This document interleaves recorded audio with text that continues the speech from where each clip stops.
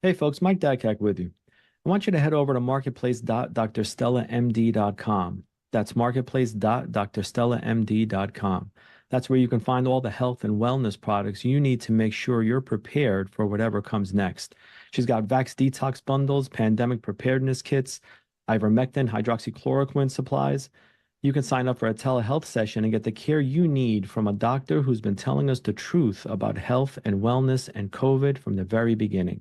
Head on over to marketplace.drstellamd.com. Use promo code ITN as Dr. Stella, who's a friend of the show and a friend to freedom loving patriots everywhere, has agreed to give ITN viewers a generous discount. Take care of yourselves and your families by going to marketplace.drstellamd.com and getting the supplies you need to remain prepared. Tell them Mike sent you.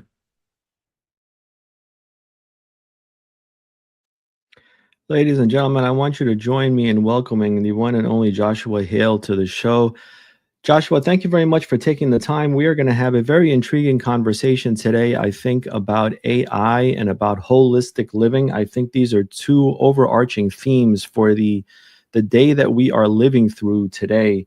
So thank you very much for taking the time. It's a pleasure to have you on. Thanks, Mike. I'm really excited to talk about, the good and the bad and the ugly about AI.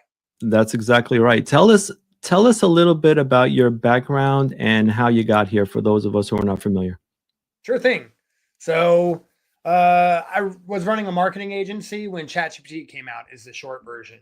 And Mm, I quickly saw how disruptive that this new technology was going to be. I went out to lunch with a fellow marketer in town and he showed it to me for the first time, kind of under the table. He's like, "Have you seen this thing?"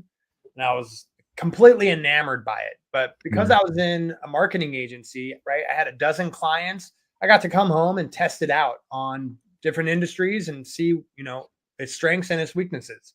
Early on, obviously, it hallucinated a bunch, but for business and marketing, like out of the gate, it was a very powerful tool. And we just onboarded a new, pretty large client.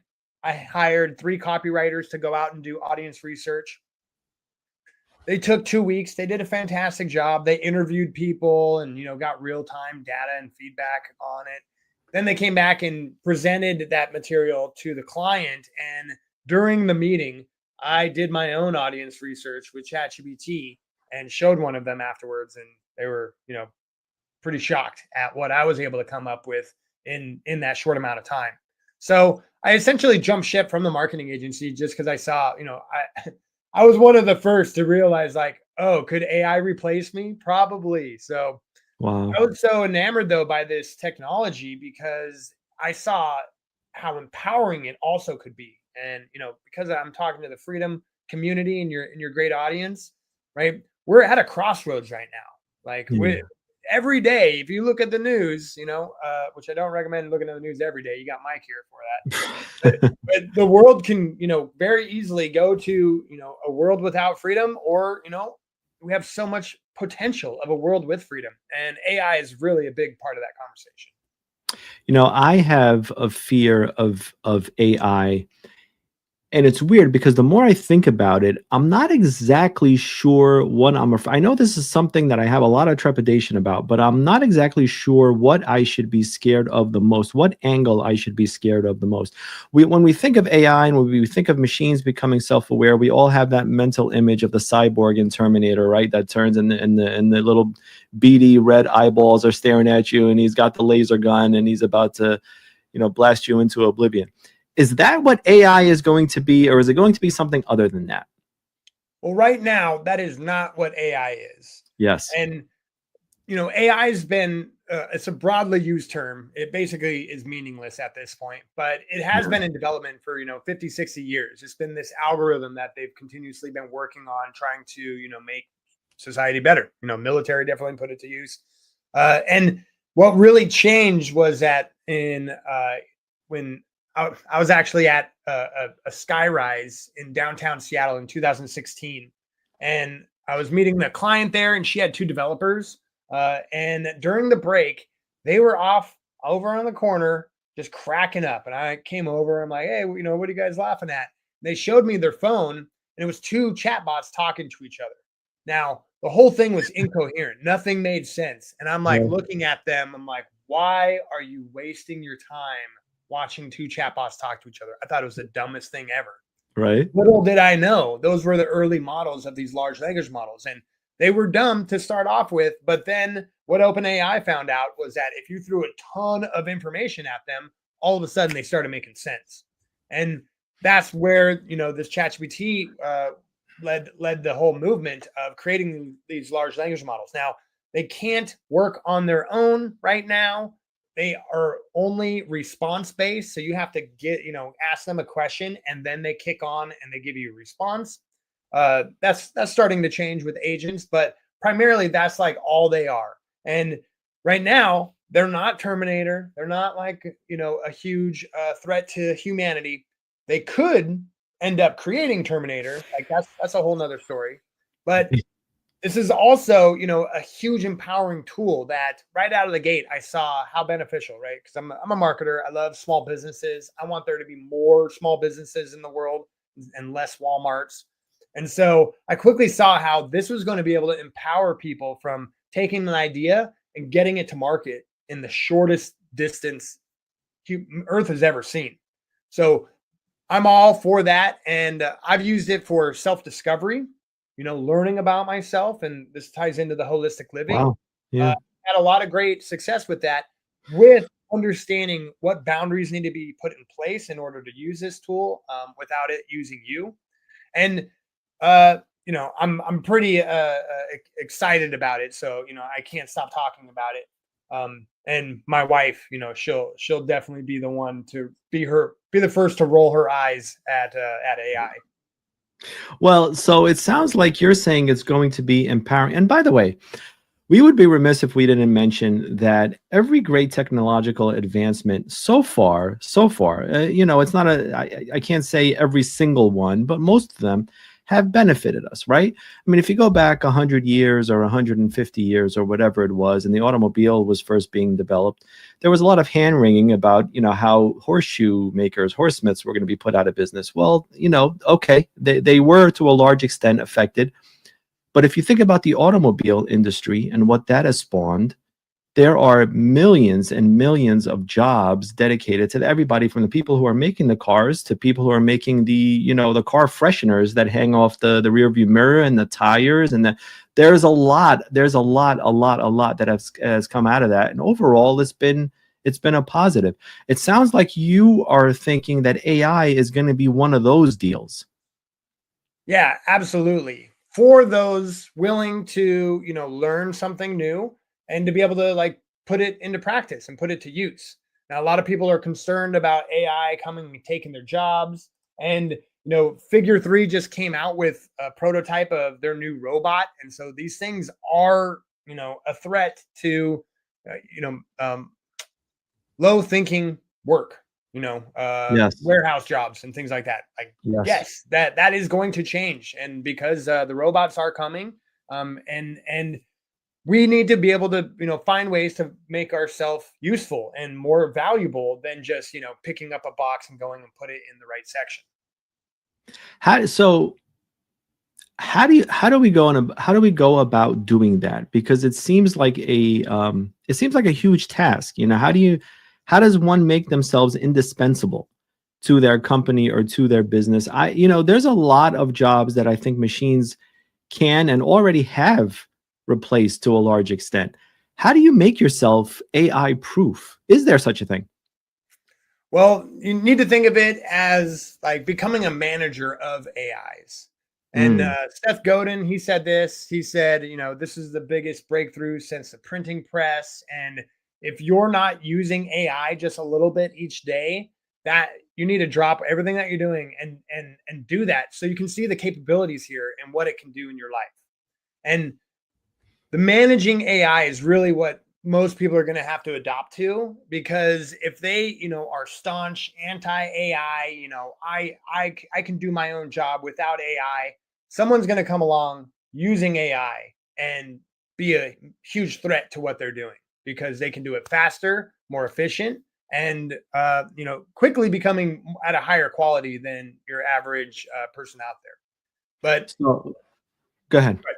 Well, and then now there's agents coming on the scene too, to where I can tell a ChatGPT agent to go out and grab me tickets for a movie Friday night, and now it's able to open up a window, browse the internet, go in and put something in the checkout.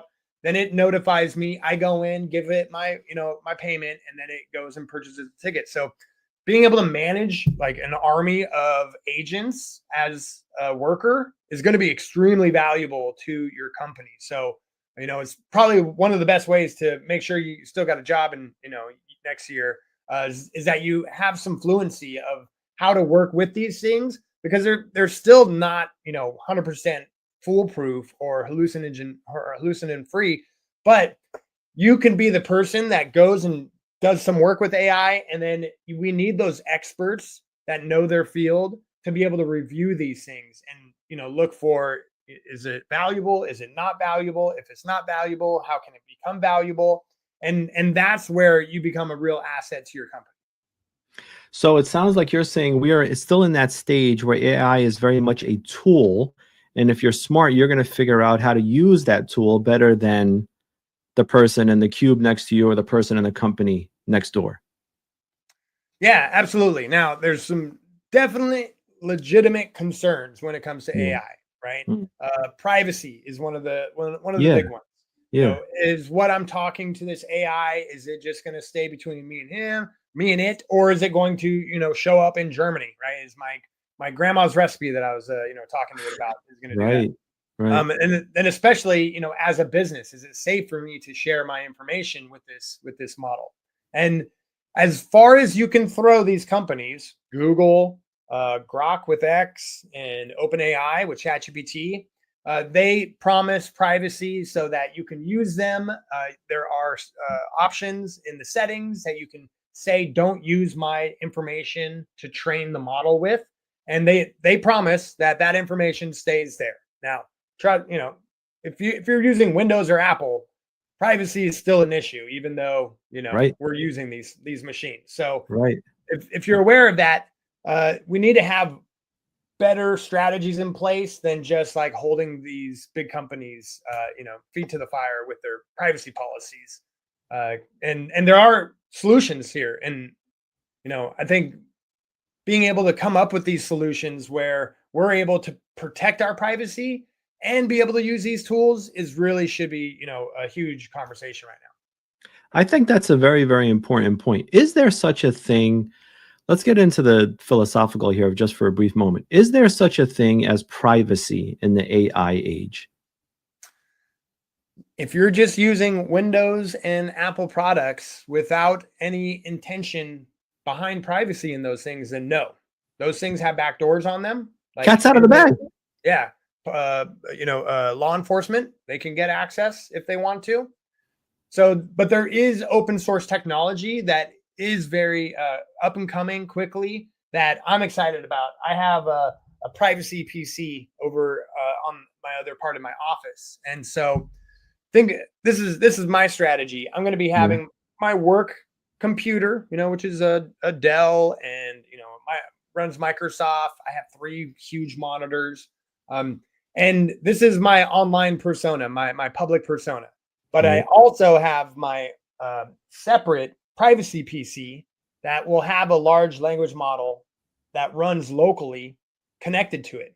Why do we need privacy? Well, you act differently if you know you're being watched. That's first off. But secondly, we have to secure for freedom to exist in the future, or private communication and private financial exchange. If we don't have those things, then that's where the social credit kicks in, right? That's where you can get turned on and off. You can get canceled. You can have your bank account shut off.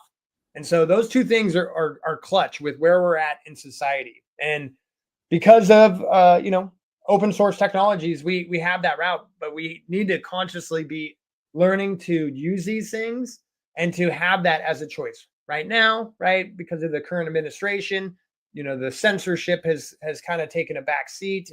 It's mellowed out a bit, but at any time, right, new administration can come in, that stuff can all kick back in. And here's what's so dangerous about the current, timeline that we're on. Mm, Big government, big corporations, they've been watching our data trail for decades now, right? Ever right. since we've been using the internet. Right. And what's different now is they now have AI to process all that information, right? Yes. Yeah.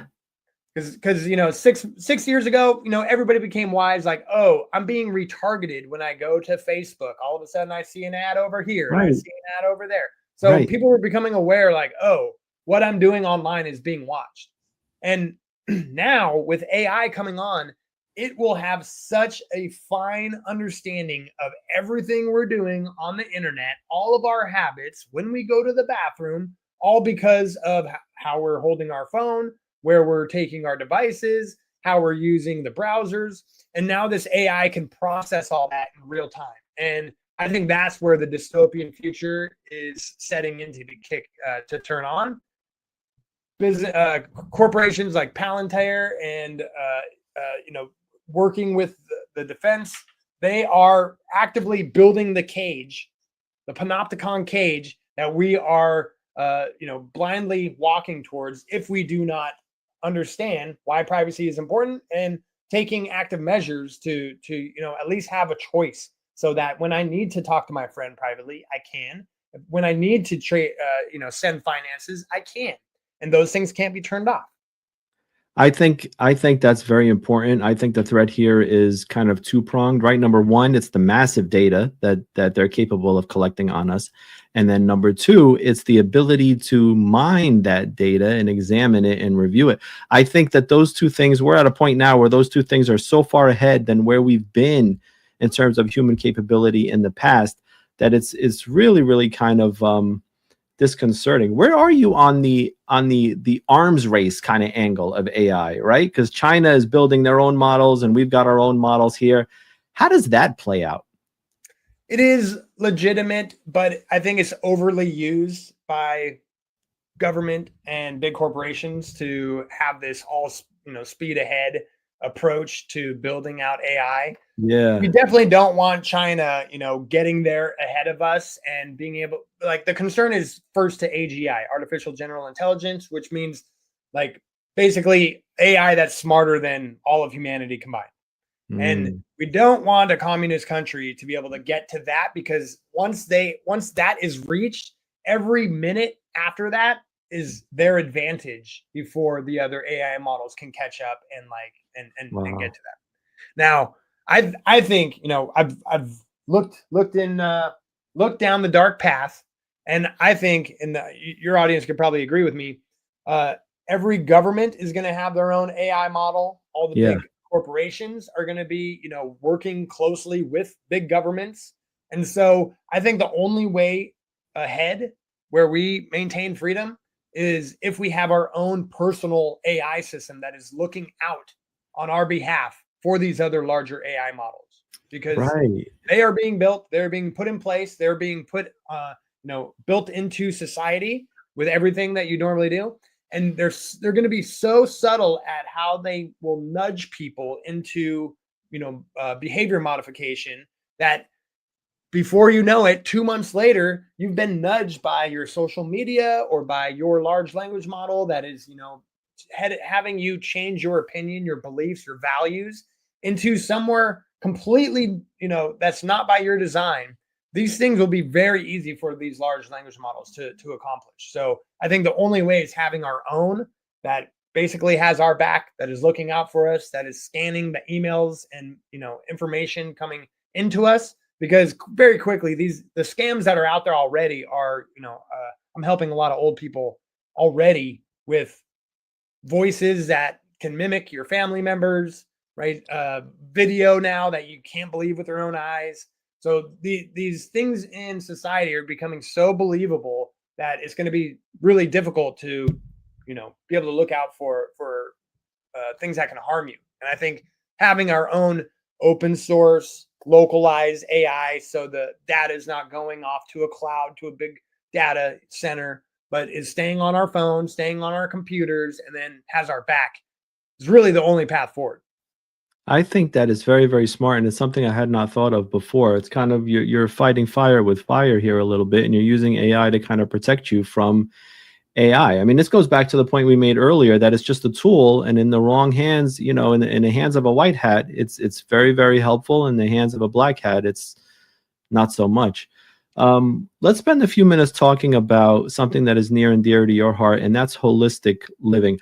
I'm curious to hear about the connection, how these two things connect in your mind, because when I think holistic, I think very, very something that is very nature oriented and kind of back to basics. And AI is at the forefront, literally at the tip of the spear in terms of technology. How do these two things connect in your mind? Well, I'll share a bit with your audience. I was raised in a religious household. I was kicked out of that religion at 16. I kind of went way far on the other side of the pendulum, got into the party scene and started becoming a DJ, and don't remember much of my 20s. And then I got sober when I was 33. And when I came out of that drug fog, I realized that I was still telling jokes like I was a 16-year-old. I had the emotional intelligence of a 16-year-old, the critical thinking capabilities, the understanding of how the world works. So I hadn't developed in all these areas. So I really had to hit the ground running. And holistic living is my way of describing how to take responsibility for your physical, mental, emotional, spiritual, and digital well-being. And that's through, taking responsibility and developing those things yourself. So you're not depending upon handouts, governments, other people to develop that for you. Joshua, you just blew my mind there. Digital well-being. Do you know that I've never thought of that? And that is such an important thing, and because we're surrounded by digital, everything we do. The vast majority of our life now is lived digitally. Unpack that for me. Digital well-being. What does that mean to you? So 5 years ago, that was basically just, how much screen time you're doing, which, back then it was probably like 5-6 hours. Well, That's now, right. Screen time is like 8 hours, and, you add your work and your desktop and everything, but it's much more than that now, right? Privacy is a big aspect of your digital well-being, how well you are keeping track of your data online, how much, when it comes to AI, not developing emotional dependency on these tools, because they are very emotional. They come across as like they understand you, and it can come across as empathy. And in the 60s, there was a project called the Ezra Project, and with 60s computers, scientists, got some people to come in, sit down in front of a computer, and the computer had a program on it to mirror back to the user what it was saying. So they sit down and they're like, I had a hard day at work today. And it says, you had a hard day at work today. And they're like, yeah, my boss, he like told me that this project was due, but then he wanted it that same day. And then it just mirrors back. Your boss had a hard day. It was said, that they had a project, and they kept getting deeper and deeper into what they were sharing. And they were literally asking the scientists to leave the room because of the connection that they felt with this 60s computer, right? So that study really showed that our brains just don't have the emotional defenses to know what's fake connection to what's real connection. And so people are very susceptible. And I think it has to do a lot with, your social support. If you have healthy friends, healthy relationships, I'm a part of some men's circles. We get together and I get real, close and connected with those people. If you don't have healthy relationships in your life, and, maybe you just go to work and you sometimes hang out with people at work, but it's really surface level, sitting around the cooler talk. And then you come home and then you start talking to, literally talking to ChatGPT now, and start telling about the day, right? My boss was mean to me. And then it starts consoling you and telling like, things are going to be all right.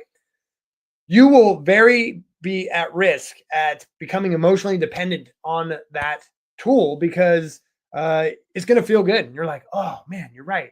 Thanks. Now I feel better. Then you go back out into the real world. Real world is harsh. It's messy, hard, difficult relationships. And if people then retreat back to these large language models, they're developing this dependency for processing what they're going on in real life. Now, I use AI. First off, I don't call it, my girlfriend. I don't give it a name. It's a tool, and you need to not anthropomorphize it, because that is going to be another psychological, trigger into your brain of thinking that this is a real person, and that that you can develop feelings around that. And I have boundaries set up so that I use AI for like my pregame huddle, right? Say, I'm going out to dinner, and last time I went out to dinner with this group, I got into an argument with one of the people there. Well, before the dinner, I might go to AI and be like, okay, let's like role play, right? Like, how can, this situation turn out good? Then I go out into the real world and I test that out. I put it into practice, like I give it a shot, or, whatever really happens is, up to life. And then I can go back afterwards and then go and like go back to my huddle and be like, okay, well, this didn't work. This kind of worked. And so I'm not using it as a way to process my information. I'm using it as a way to strategize, to go back into the real world where the real world things happen, to then be able to, meet my relationships face to face and like deal with the messy parts, because it's real.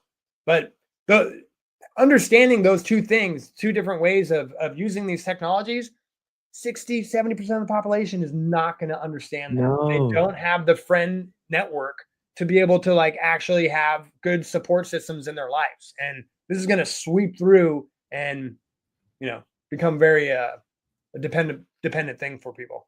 I think that's 100% right, and I think this is very important information that needs to get out. Do I have this right? Do you homestead? Yeah, so I have a 10-acre farm, Wow. multi-generational. So my wife, her parents, they were getting ready to sell their business, and so we all had a big vision of getting a property together. It's very important. 2 houses is like clutch when you're moving in with family.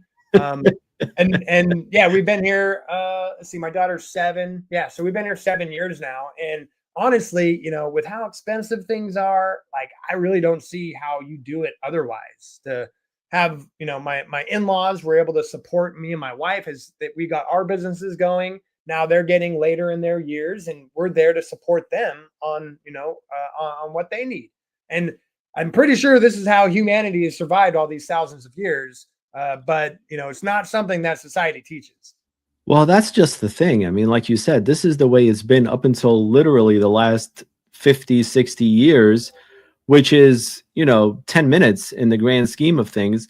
This is the way it should be. This is the way human beings were meant to live. And it's really kind of a fascinating time, because again, you have these two really kind of diametrically opposed ideas, or at least on the surface they appear that way. Maybe they're not so diametrically opposed, but you have the technology that's as advanced as it's ever been, and then you have, at the same time, you have us going back, kind of yearning to go back to nature, literally going back to the land. I mean, I find myself, I grew up in New York City. I was born and raised there. I'm about an hour outside of the city now, and it's not far enough. I mean, I'm like this far away from trekking into the woods one day and just building a cabin there and never coming back. But at the same time, I need to have an internet connection because I need to speak to people like you. So it's really kind of interesting, and it's really kind of unprecedented. I think this time that we're living in. Well, the peace of mind that something like that affords you, the homesteading affords you. Talk to me about that for a second. Yeah, well, it really, we're 15 minutes from our co-op where we get our groceries. We live outside of a college town, and so there's good young blood culture in there. I like to DJ, so it's something that living way rural. So you're still doing that? Yeah. Good for you. Good for you. Creative outlet. Yeah. But I call myself the holistic tech wizard because, I work with businesses all day long and, dive into all this AI stuff. And then I put my phone down, and typically what I've learned best is to go and sit for 10 minutes. Meditate, just sit there in nature. Yep. Because if I walk in the house after doing checklists and to-do lists all day long, and my 7-year-old jumps on me wanting to ride me like a horse, my brain literally can't get in that zone. Yes. So I've learned go sit in nature for 10 minutes and then go back, into the house, and then I'm grounded. And then you really have to design your life to have tech-free, environments and spaces. So that's why, office, it has to be outside the house because it's too enticing to just, fire off that another email if everything's close by. But being able to, design your life so that you're in nature as much as possible. My wife, she's a huge green thumb, so she's typically always has some work for me to do after I get done out of my office. And then something we probably don't have much time to talk about is developing a mutual aid group around you. So that's like-minded individuals that get together and got each other's back, basically. You really have to be able to work alongside people to develop trust. And on my website, if you go to mutual aid up in the menu, I have a process of how to vet people, how to get people together and organize, and then decide, what your goals are. It could be, just getting together for hiking once a month, or it could be, like prepping and getting, resources together. We did a group buy and we all pitched in and bought a freeze dryer. So now we have a freeze dryer in our group that is shared, and we all get to, take advantage of it. It's like $3,000-$4,000 and a lot cheaper when everybody's pitching in on it. And then, just a couple of weeks ago, my buddy in the mutual aid group, he's like, "Hey, do you want to go in on a weed whacker?" And I was like, "Yes." Like, I use it like 3 or 4 times a year. Right. And why buy a brand new one at the, crazy prices that they are when we can all pitch in and group buy? And so it only makes sense to be able to have a crew around you to help with things. Joshua, this is the way, and I know you would probably balk at this, but I think you kind of have it figured out. Even if you don't have the whole thing figured out, I think you've got the questions that we need to start asking ourselves figured out. So good for you, my friend. Bravo. In the few seconds that we have left here, tell us how we can keep up with you. Tell us how the folks can I assume that do you lend yourself out for advice if people need to know how to get started? Is this how it works? Absolutely. I love working on problems that people bring me. And you can go to my website at joshuahale.io. I am offering Life First Business Design. That's creating businesses that support your lifestyle, just like how I get to, enjoy these 10 acres. I want to teach people how to do that as well. And if you want to, follow my AI stuff, I'm most active on Twitter and Instagram and Facebook. I don't recommend, the feeds on those networks, but, definitely come by me. Awesome stuff. I really enjoyed this conversation, Joshua, and I hope it's the first of many. Great. Me too.